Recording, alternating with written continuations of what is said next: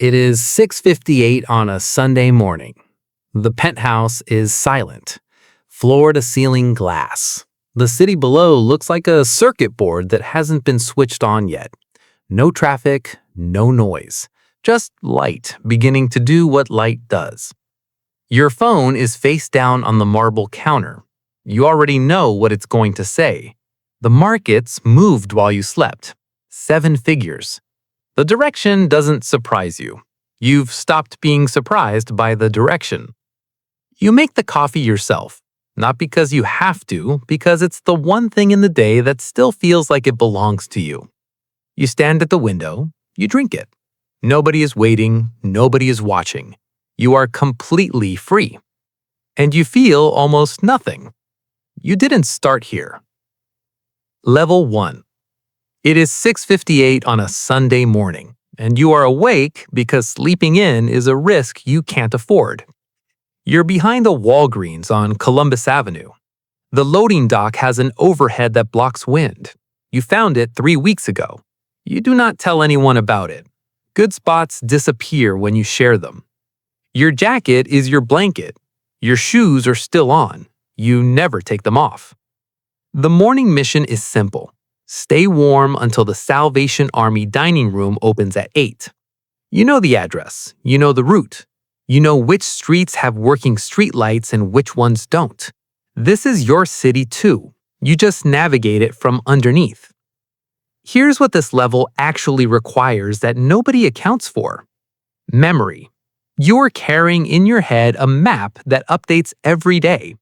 Which bathroom is accessible? Which library lets you charge without asking questions? Which shelter has the intake cutoff at 6 p.m. and which one goes to 9? You are running logistics that would exhaust a project manager. At 7:45, you start moving. The dining room smells like industrial coffee and floor cleaner. You take a seat near the back. You eat. A volunteer puts a hand on your shoulder as she refills your cup. She doesn't say anything. She doesn't have to.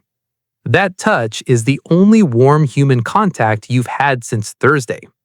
Sunday is not a day off. Sunday is surviving into Monday. Level 2. You make $29,000 a year working the front desk at a veterinarian clinic in Akron.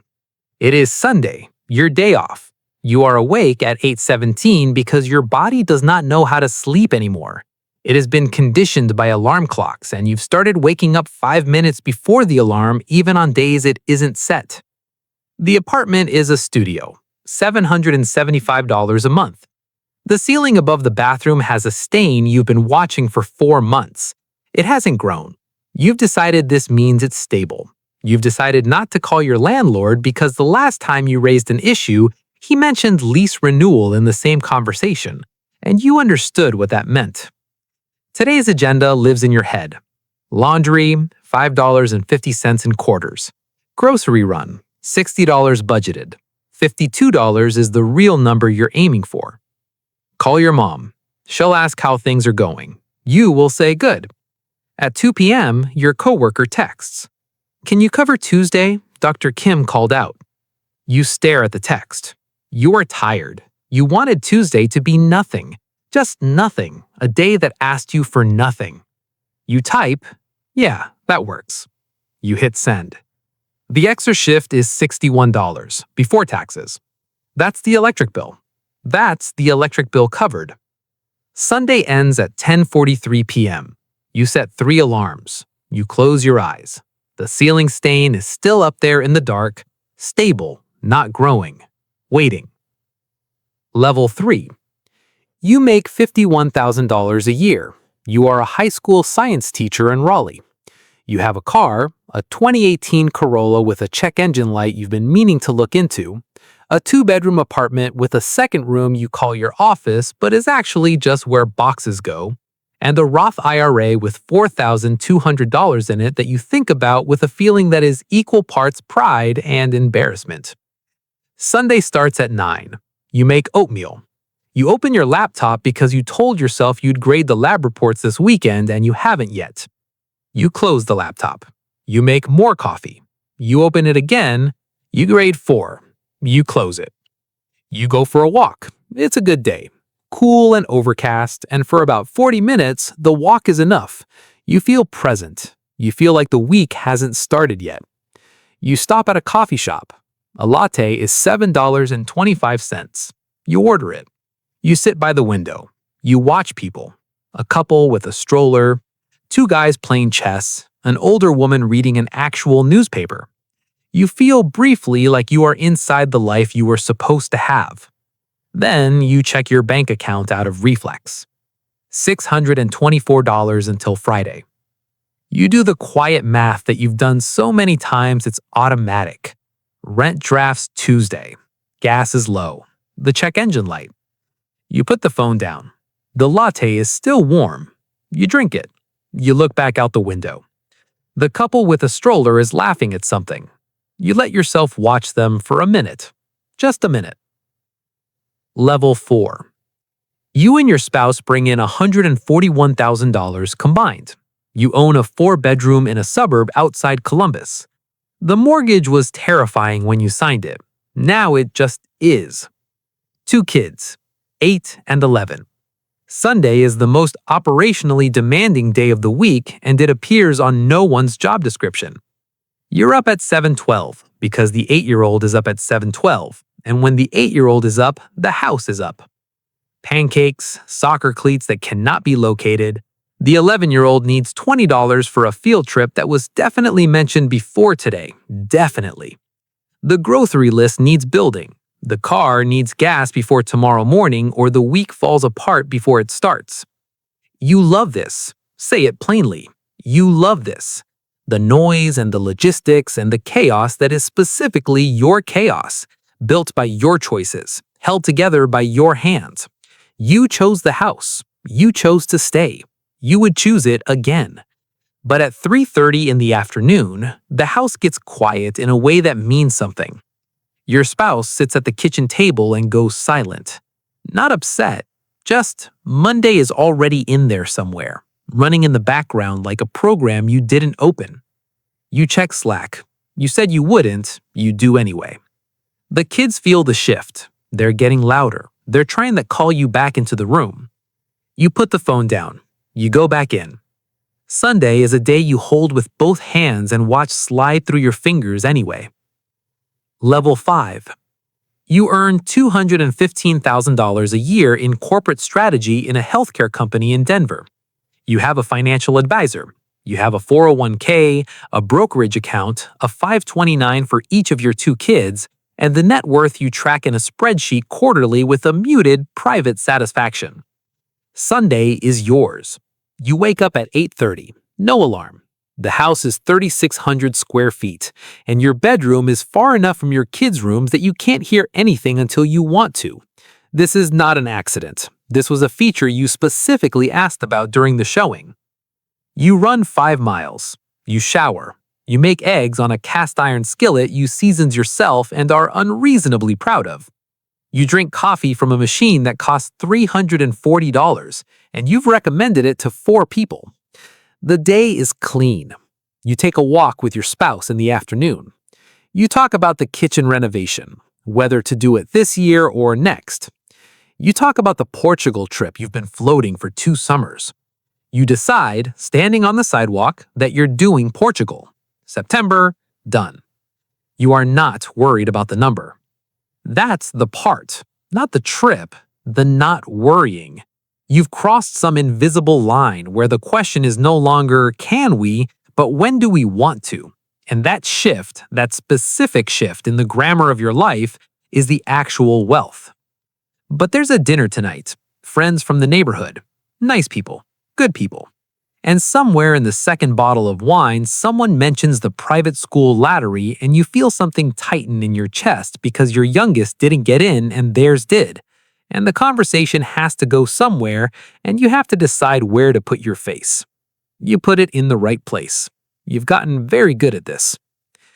Level 6. Your net worth is approximately $5 million. You stopped checking the exact figure sometime last year.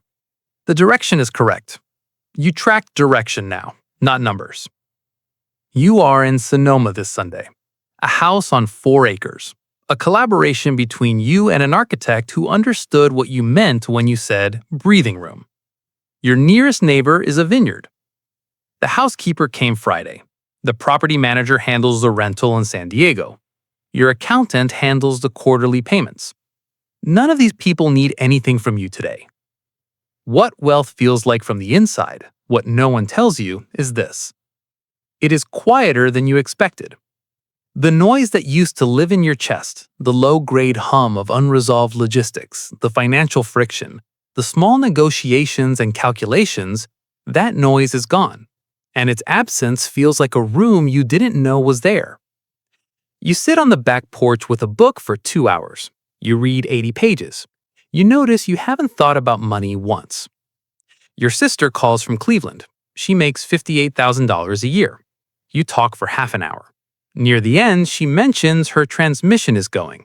It's going to be a thing, she says, which is the way your family has always said, this will be hard and I don't want to make it dramatic. After you hang up, you transfer $3,000 to her account. You add a note, just because. You do not mention it.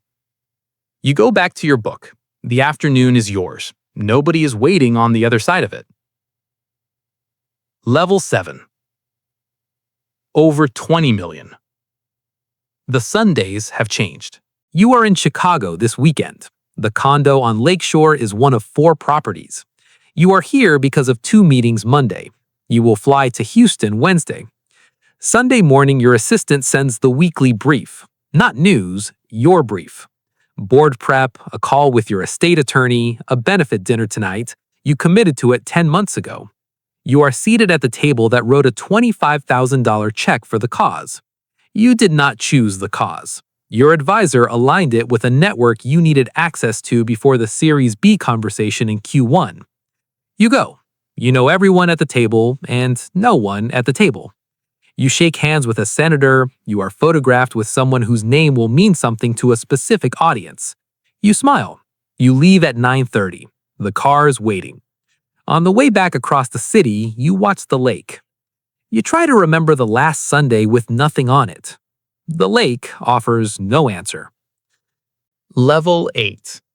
The number is above $100 million. The number moves daily by amounts that would matter enormously to the people below you on this list. You no longer flinch at the movements. You track direction over decades. You are in Montecito this Sunday. Staff arrived before you woke, security in the lobby, not paranoia, just the actuarial reality of what you represent. The chef made breakfast. It was precise and correct. You ate it looking at the garden. Your son is 26. He lives in Portland in an apartment he pays for himself because he said clearly years ago that he needed to. You respected it. You still do. He texted Friday, "Hey, you free to talk this weekend?" No asking it, no favor, just a call. He just wanted to talk. You read the text Friday evening, and then something came up and you meant to answer it Saturday morning, and then Saturday had a thing and now it's Sunday at 7 p.m., and the text is still sitting there, blue and unanswered, and every hour that passes makes the silence slightly louder. You pick up the phone. You put it down. Tomorrow, you think. I'll call first thing tomorrow. The machine doesn't pause. The machine has never paused. The machine was built to produce frictionlessness, and it does that with extraordinary efficiency. And sometimes what it makes frictionless is the thing you should have felt. And then, one floor above that, a floor with no number, a floor where the wealth is measured in abstractions, in hospitals and satellites and infrastructure, in things that don't feel real anymore, only the decisions feel real. You're on a terrace in the hills above Los Angeles. Nobody knows you're here. Nothing is being tracked or recorded or managed or photographed. A hawk is riding thermals above the canyon. You watch it for 19 minutes. Just a bird, just air, just you. No portfolio, no network, no next move. Just a person watching the sky do what the sky does. And it is the most present you have felt in months. Think about what that means. It is 6:58 on a Sunday morning. Somewhere below a penthouse window, a man is walking toward a loading dock with everything he owns in a bag he doesn't put down. Somewhere below that, a woman is staring at a Slack notification she said she wouldn't open and opening it. Somewhere in a suburb, a couple is sitting in the house they built together, feeling Sunday turn into Monday at 3 in the afternoon. And somewhere in Montecito, a man with 9 figures to his name is looking at a text from his son that says, "Hey, you free to talk?" sent 48 hours ago, and deciding whether tonight is the night to answer it. The elevator doesn't care which floor you're on. It just moves.